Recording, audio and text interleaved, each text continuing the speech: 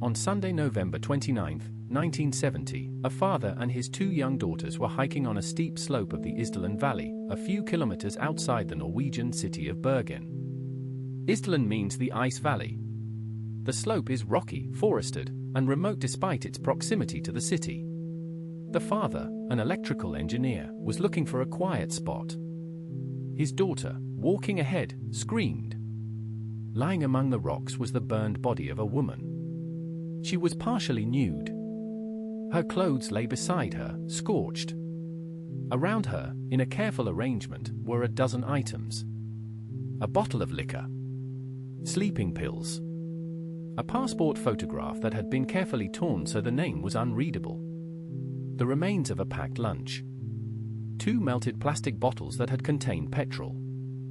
Her face was burned beyond recognition. The Bergen police arrived. Within hours they were aware they were not investigating a routine death. Every label on the woman's clothing had been deliberately cut off. The serial numbers had been filed off all her bottles.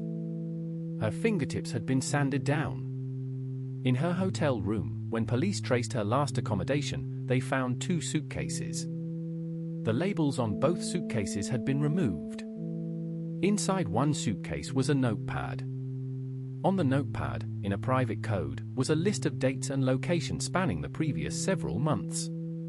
The woman had used 8 separate aliases at hotels across Europe and Norway. She had spoken multiple languages with shifting accents. Hotel staff who had spoken with her described her as cultured, well-dressed, mysterious. She was approximately 35 years old.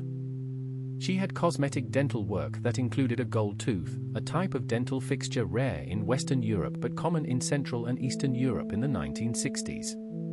The Norwegian police investigated for several months. They consulted with Interpol. They consulted with Norwegian counterintelligence. They concluded the most likely explanation was that the woman had been a Cold War operative who had been killed by her own service or by an adversary service. They closed the case as suicide.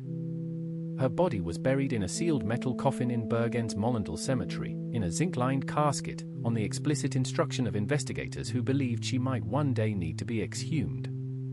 She was buried without a name. 55 years later, she remains officially unidentified. This is the Isdal woman. To understand the case you have to understand what 1970 Bergen was.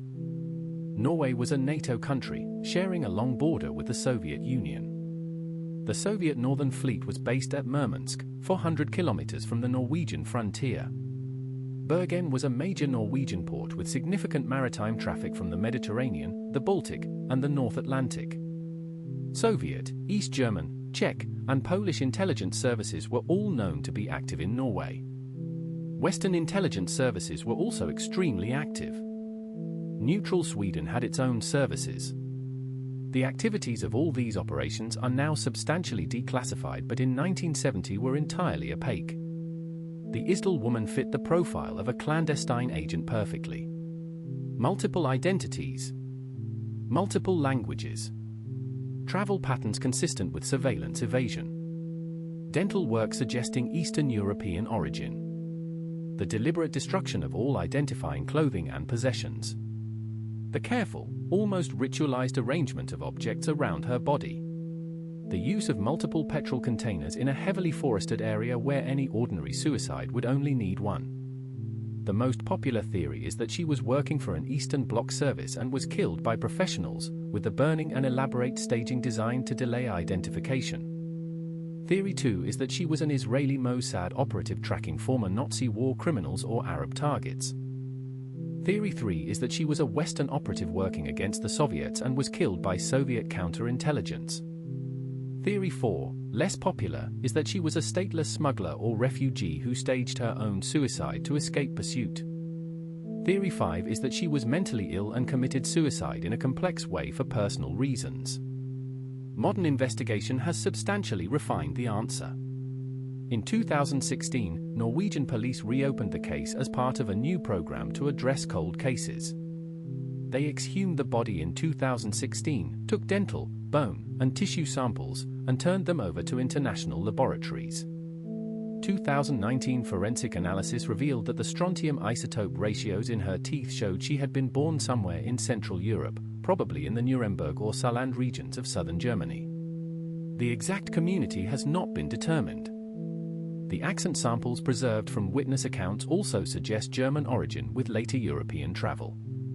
The 2024 forensic genealogy effort has not yet identified specific relatives, but Norwegian and German authorities continue to work the case.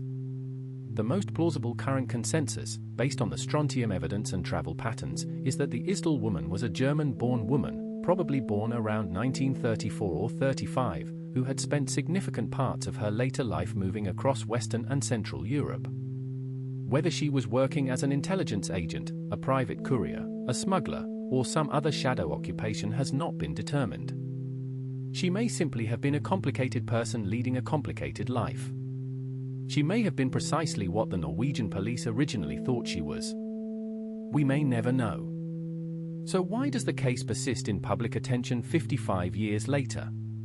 Because it is a perfect example of a fact pattern that almost certainly conceals a story.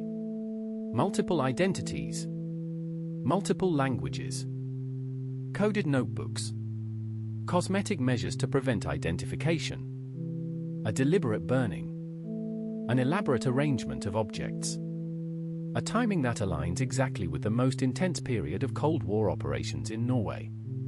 Yet despite all these clues, the underlying story has refused to come out. Norwegian police continue working the case. There are periodic media reappearances of new theories. As of 2025, the case remains open. So who do you think the Isdal woman really was? An intelligence agent, a smuggler, a refugee, or simply a desperate woman? Drop your theory in the comments. If you enjoy genuine unsolved Cold War mysteries, hit subscribe. Forgotten Chronicles, new mysteries every Tuesday and Friday at 8 p.m. Thanks for watching.